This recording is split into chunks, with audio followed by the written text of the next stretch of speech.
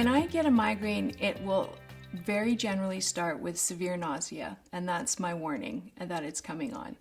And then it'll start with pain at the temples, and then from there creep back to the top of my head, and then all the way back down to my neck and into my shoulders. It just is a gradual tightening until you feel like your entire head is in a vice. We diagnose chronic migraine when patients have migraine and have headaches on more than 14 days a month. It is not a headache. It is a way of life, and it's something that you have to learn to cope with, and oftentimes on a daily basis.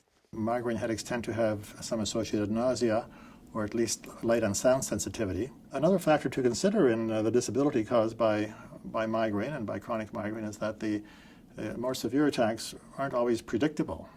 So it makes it very hard to plan for things if you might unexpectedly get a severe headache and be unable to do what you had planned or committed to. Because I've had migraines since my children were essentially born, they have grown up used to it, but they see other families out doing things, going ice skating, going tobogganing, doing all of those outside things in the nice weather, and they don't have a mother that can do that with them. One thing that migraine headaches tend to have is that they're made worse by activity during the headache, so that people with migraine tend to avoid activity during the attack.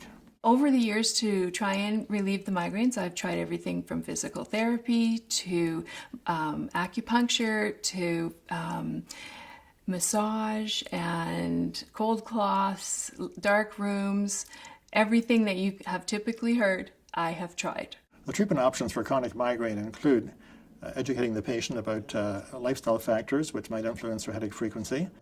There also are medications which can be used, and these include medications that treat individual attacks, like non-steroidal anti-inflammatory drugs like ibuprofen, or the triptans, like sumatriptan.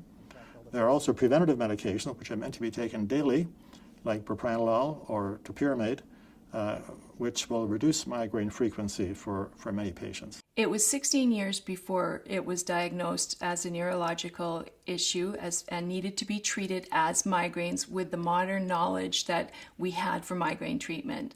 And that was when preventative medications were given to me for the first time.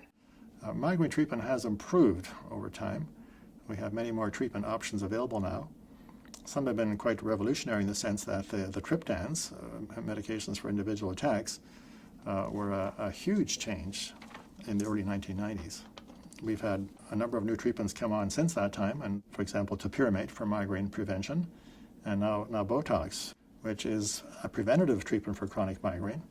It's somewhat different from the traditional oral treatments, which were tablets, because the Botox is injected. We have a whole new class of medications called the CGRP antagonists. These are currently in research trials and are not available clinically.